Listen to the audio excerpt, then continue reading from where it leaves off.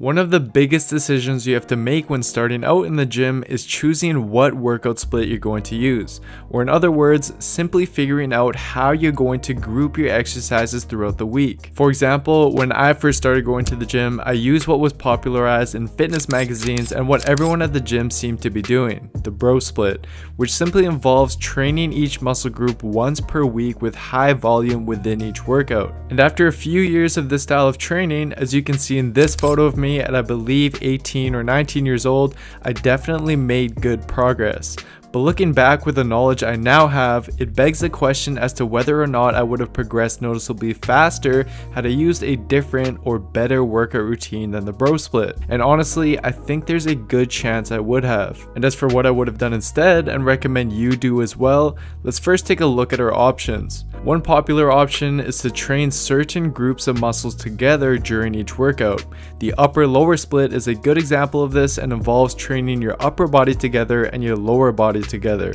Another similar concept is the push-pull leg split, where again, multiple muscles are trained together each workout. Another popular option, which is basically the opposite of the bro split, is a full body routine, in which you train all of your muscles during your workouts, mainly through the use of compound exercises. And these other workout splits are likely superior to the bro split for a variety of reasons. The main reason though, as explained in my training frequency video and as outlined in this 2016 meta-analysis by Schoenfeld and colleagues, is that when volume is matched, training each muscle at least 2 times per week results in significantly greater muscle growth than training each muscle just once per week as you do in a bro split. In fact, as stated in a further meta-analysis by Greg Nuckols, subjects training at a higher frequency grew 38% faster than those training at a lower frequency, and a similar result was found for upper body strength gains as well, which is likely due to higher training frequencies not only being able to better optimize the protein synthesis response throughout the week, but also enabling you to perform higher quality sets. For example, if you do 16 sets of chest per week with 4 exercises using a bro split, you would start to fatigue after your first exercise and your performance would decrease from then on.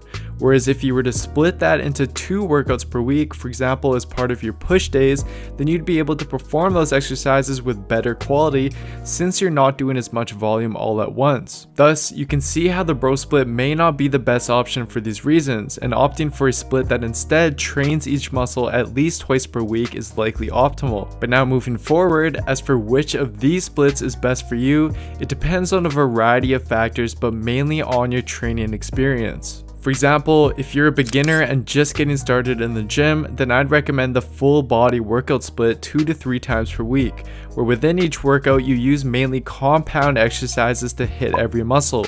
And the reason being is because as a beginner, your primary goal should be to master the main movements in the gym by improving your motor learning, coordination, and building up a base level of strength and endurance without causing excessive muscle damage. And since a full body training split enables you to perform these movements more frequently when compared to other splits, you're able to master them more effectively and build a solid base of strength faster than you would otherwise. In fact, this 2018 paper by Ochi and colleagues found that training each muscle 3 times per week as you do in a full body split was not only more effective at improving strength in untrained individuals when compared to lower training frequencies, but it also reduced their rate of perceived exertion, meaning that they felt their workouts were easier and they were able to recover faster, despite actually performing the same amount of volume as the lower frequency group, which is a major bonus as a beginner since you're more prone to muscle damage, fatigue, and soreness from your workouts. However, despite the various benefits of full body workouts, given the positive relationship between volume and muscle growth,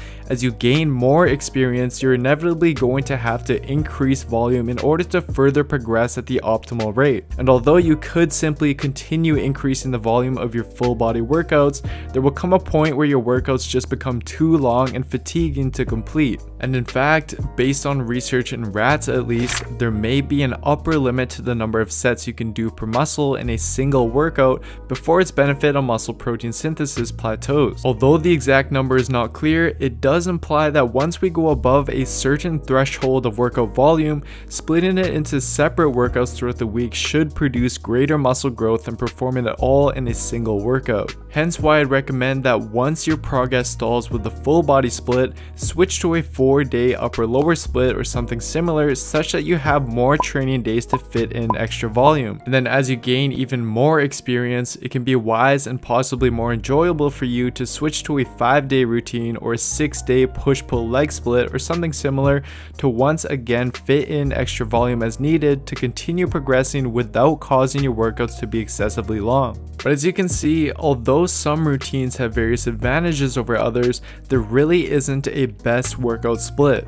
Your training routine should be simply viewed as a tool to organize your workout volume in a way that is most enjoyable and most practical for you. Whether it's with a bro split like I started out with, one of the alternatives I mentioned, or something completely different, just know that workout volume and consistency are the more important factors. So focus mainly on those two variables and you will see positive results regardless of the workout split you use. And that's pretty much it for the video. Thank you so much for watching. And to sum everything up for you, here are the main points that you'll want to keep in mind. I hope that this video was able to clear up any confusion you might have had regarding choosing the right workout split. And if you're looking for an all-in-one evidence-based program that combines all of this research for you in order to transform your body as efficiently as possible from your starting point, then what you can do is simply head on over to builtwithscience.com and take my starting point identification quiz, which will determine which program and which approach is best for you. Anyways, if you haven't already, I'd also really appreciate a follow on Instagram. I post a lot of informative content and videos on there as well, so give me a follow there so you can stay updated with everything I'm doing. And as always, if you enjoyed this video, then please don't forget to give it a like, leave a comment down below, and subscribe to my channel if you haven't already. Thank you so much for all the support, everyone. I hope you're all doing well, and I'll see you next time.